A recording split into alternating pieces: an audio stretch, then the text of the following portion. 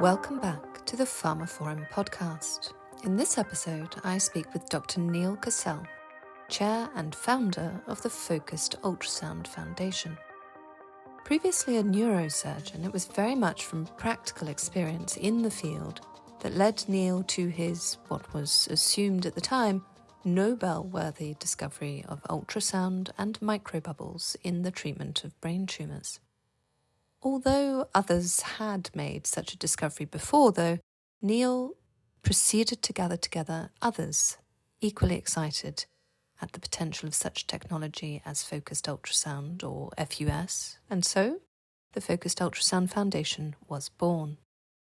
The podcast today explores the landscape for FUS since that time, and also broaches the question of, what about a decade's time? Well, Neal posits that treatment of conditions such as Alzheimer's disease, Parkinson's, Huntington's, ALS, even chronic pain and depression, as well as the transformation of oncological therapies, could be overhauled by FUS, providing, as it does, the potential to safely open the blood-brain barrier for localized delivery of therapeutics and deliver a form of neuromodulation.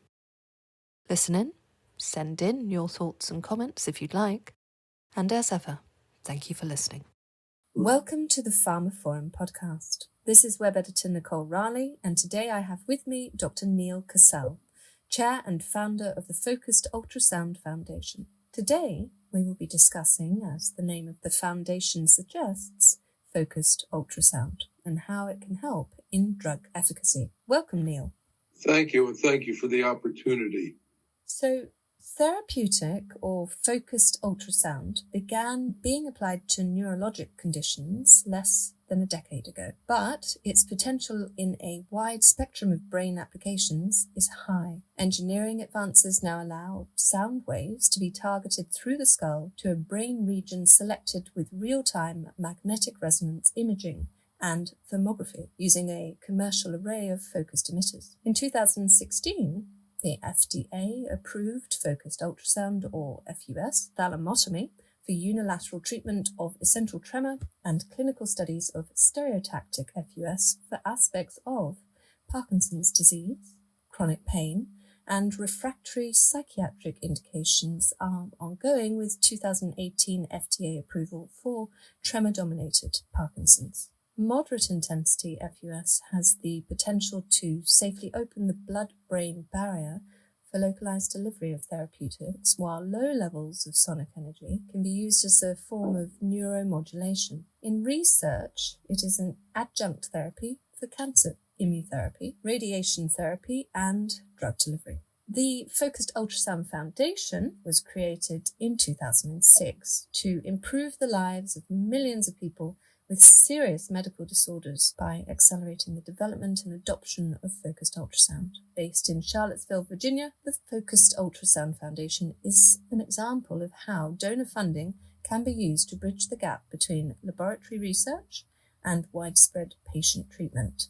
In 2018, being recognized also as one of America's 10 best medical research organizations by Charity Navigator. But before we dive deeper into our main topic today, Neal, perhaps you could tell listeners a little bit more about yourself, your journey to today, doing what you do with the foundation.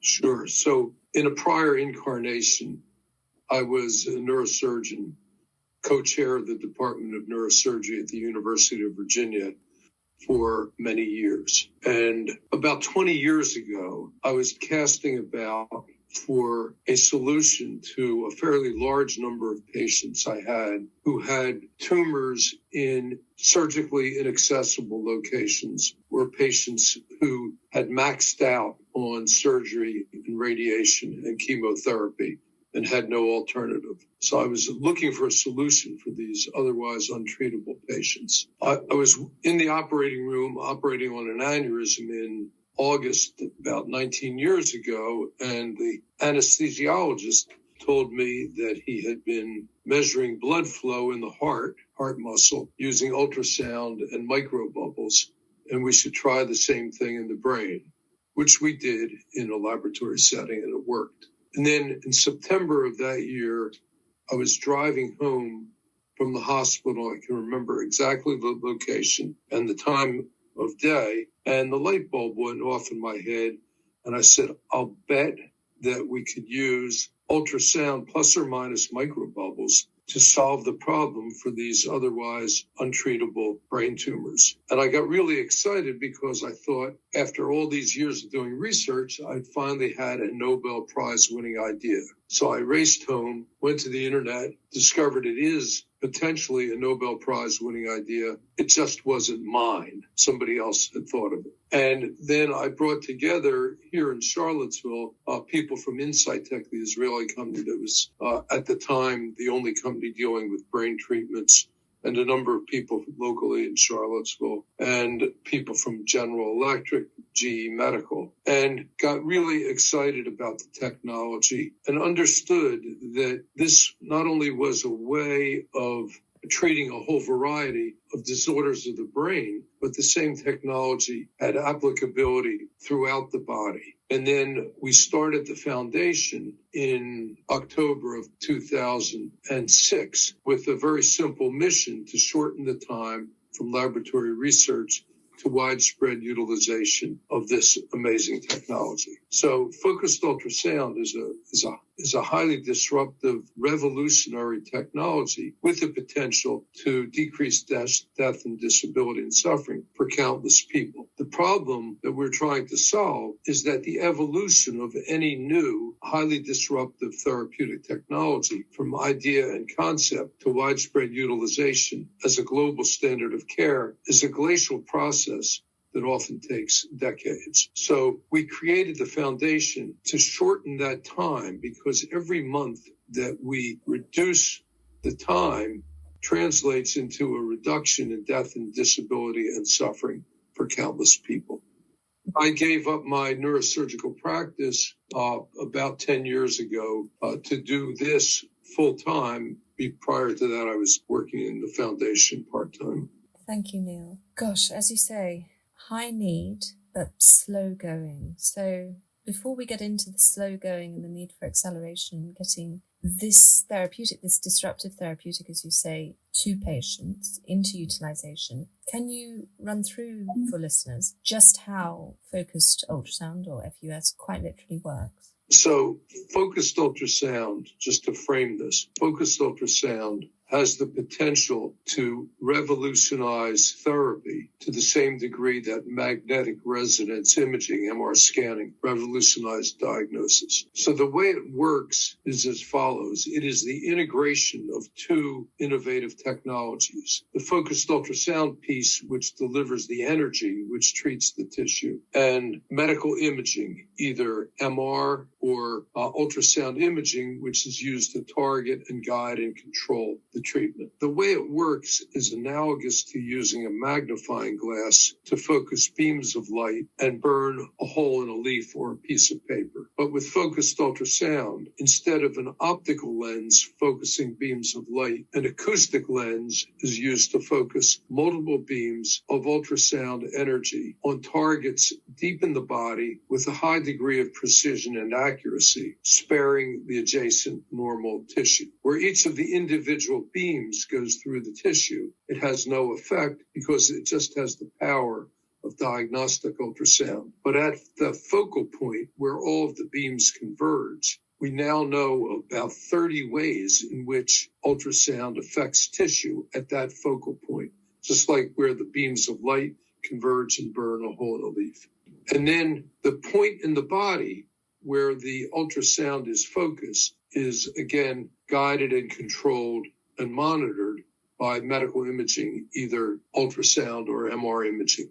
And you can actually observe the effect of the treatment as it's being administered in real time using this medical imaging. So it's image-guided therapy and totally non-invasive and image-guided. Thank you, Neil. So non-invasive, image-guided, 30 different ways of effect at the focus point. I think we really do need to step back to your mention earlier of the need to shorten the time to utilization at this point. I mean, focused ultrasound has been around for a while, as mentioned before, let's go into the complications of it, the challenges. Why is it that FUS is only now on the brink of shifting the treatment paradigm for so many conditions? Again, a little bit of background. As I said, there's 30 mechanisms of action or ways in which focused ultrasound interacts with tissue, in contrast to radiation therapy, which is one mechanism of action, or a surgical robot, which is one mechanism of action. The fact that there are so many different mechanisms of action creates the opportunity to treat a wide variety of serious medical disorders. And a decade ago, there were 3 clinical indications in various stages of research and development. Today, there are more than 180. That's how rapidly the field is growing, more than 180. And can you give any examples? Yeah, so of the 180 clinical indications in various stages of development, 35 roughly have regulatory approval around the world, 9 in the U.S. And the number is increasing. The number of regulatory approvals and reimbursements is increasing. Now, it's very important to note that technologies like this evolve from laboratory research to widespread utilization exponentially. And in the last couple of years, we have finally passed the inflection point in the curve where the dialogue has clearly shifted from if focused ultrasound is going to have a major role in the therapeutic armamentarium to when, from if to when. And our foundation's role is to make when now. But also, more importantly, in the last 18 to 24 months, the field is now transitioning from what has been historically mostly a research and development environment to a patient treatment environment. In 2022, about 100,000 patients were treated around the world in 1,000 commercial treatment sites. In 2023, it was 150,000. Our goal is that in the next 5 to 10 years, more than 1 million patients will be treated each year in 10,000 treatment sites. So what the foundation does is on a quarterly basis, and we do this frequently because the field's evolving so rapidly, we look at the critical path from laboratory research to widespread utilization and identify the bottlenecks or the choke points. And then we apply resources through a variety of programs or initiatives or activities to overcome those barriers where we have adequate resources to do a good job. And the major barriers include, technology. The technology is pretty good right now. Lack of awareness amongst all of the stakeholders is a huge barrier. Lack of awareness. Capital, both funding for research and clinical trials and funding for these manufacturers of the equipment. Various other problems like regulatory approvals take a long time. Reimbursement from government and private insurance is an agonizingly slow process. Fairly vicious turf battles develop between different medical specialists, as is characteristic of any disruptive technology, disruptive in terms of referral patterns and practice patterns. So there's a large number of obstacles that have to be overcome. But it all begins with evidence of safety, efficacy, feasibility, cost, convenience, evidence that comes from research.